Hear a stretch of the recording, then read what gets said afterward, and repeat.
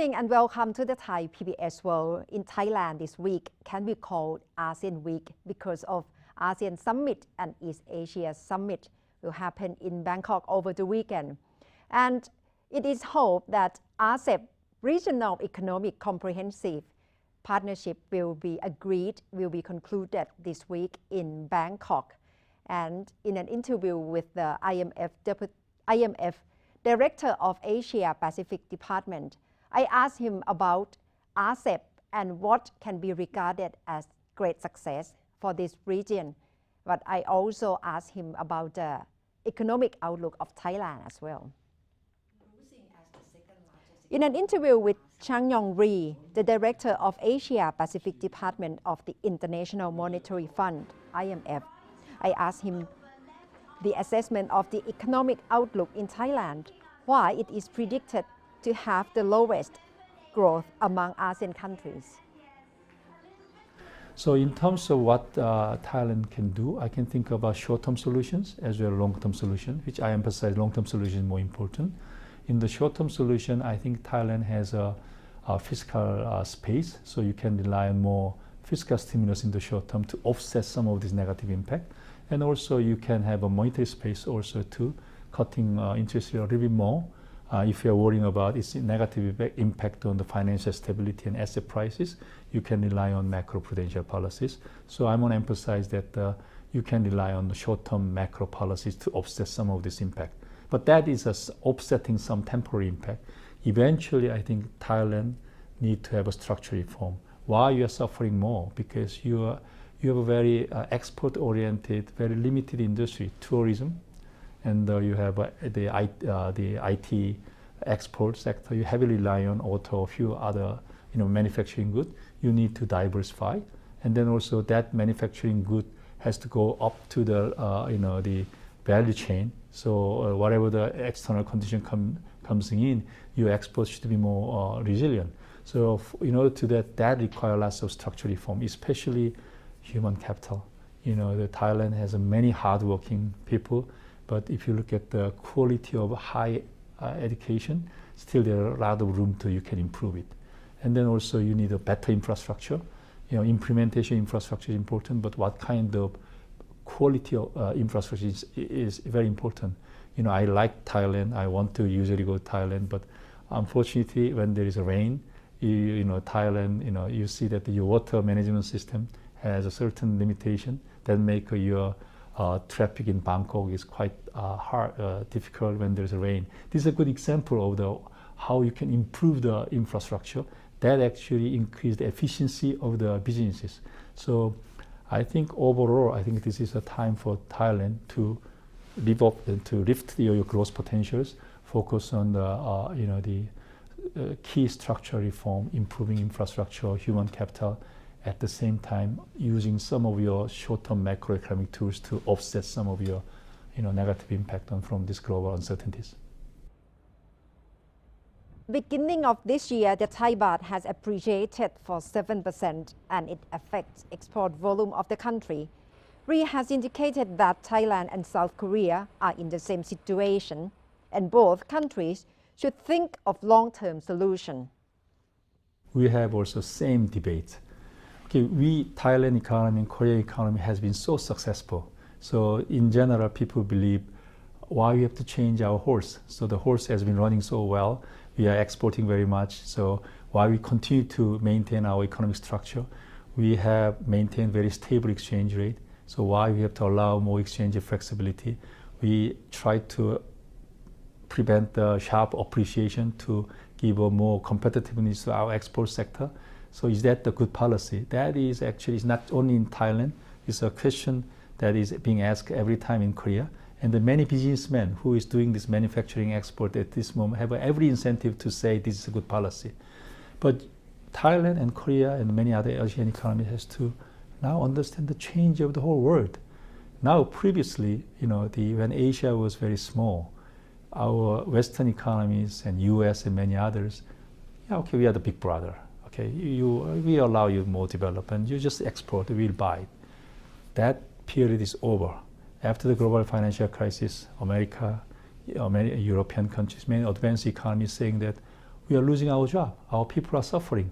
Why these Asian countries continue to export, we have to only buy. So there is no appetite that they will allow and then they will cooperate with this new system. So even if you want to continue to export, how are you going to do it? They want to ask you buy more. So can you force it? Now they think they are no longer the big brother. They are actually in some sense, they actually have a point. If you look at the ASEAN as a whole, you know how much growth ASEAN is explaining to the global world at this moment? 10% of global growth is coming from ASEAN. That is the same amount of growth from US and Europe. So ASEAN is no longer a small area. It's a big part of the global society. That is why global society asks for the more responsibility from the ASEAN. You cannot just export. You have to buy and these things. Of the fourth industrial revolution is timely for the global economy, as nearly all countries are facing technological disruption in many sectors. ASEAN is facing the same challenge. This week, the leaders who are meeting in Thailand will also discuss the fourth industrial revolution. We all say that the whole world is on the new industrial revolution. So in the previous industrial revolution, it's more like a manufacturing, labor-intensive industry.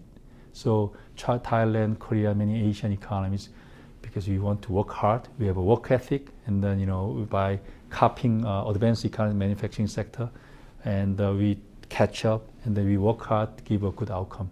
But if you look at what in the future, now it's a new technology as mentioned. That new technology does not use many labor manufacturing, and then also, they require higher education and creativity, and then also even for the people, now the people is not moving, but you can outsource the labor very easily from other countries, right? Many call centers, many accounting businesses, you don't, even though there are many investment companies come to Thailand, now they do not need to use all Thai people unless they are competitive. For example, one Japanese company who want to export to India will move the company to Thailand, and then they produce something, maybe use some low wages from Thailand, but good quality job, accountants, business managers, they can hire through internet, through Korea, Japan themselves. So they can still do the business in Thailand. This is completely different from the previous model where Japan company come to Thailand, they have to assemble, they have the all business support from within Thailand. It's no longer that. So all this globalization and new technology will give them more opportunity. Now ASEAN can be a good hub to invest not only to export not only to China, but now if you RCEP pass, then you have more opportunity to export to India. It's a good opportunity. On the other hand, if you do not have a competitive labor, you will end up with having a very low wage jobs, and then all other jobs will be export to others, like a tourism. Tourism coming in, but if you have a very low and cheap, price tourisms, high price tourism will go to some other countries where the small scales. So is that what you want to? No, I think you need to focus on quality with the new technologies. So those are the change you need. That's what I emphasize, the structural reform for the human education and all these things. I'm very happy to say that our managing director, Kristina Georgieva, will visit ASEAN Summit in the first week of November. And we will have a great opportunity to learn from you what Thailand government is actually understand these things and doing a lot of things. So we will have opportunity to share our views and also learn from Thailand what Thailand is doing. And we look forward to having an opportunity to discuss these issues further. In the rise of trade tensions and trade barriers between the US and China, the expected conclusion of the Regional Comprehensive Economic Partnership, or RCEP, in Bangkok this week can be a contributive factor for the global economy. It's some good news. And then I think this your summit is ahead of the APEC summit in Chile. So if RCEP can be agreed, that will be a great boost. And then there will be a big pressure for the US and China to agree on their trade agreement too. So I really hope that this can go well. I know there is lots of uncertainty still. There is several, important unresolved issues, but we have high expectation. I hope that the Thailand leadership can bring this up to the global world. That will be a great outcome for the ASEAN Summit and the great success of the Thailand leadership. The ASEAN summit will be on the 4th of November during the summit in Bangkok. So we have to see whether it can reach conclusion this week in Thailand. And that's all from Thai PBS World tonight.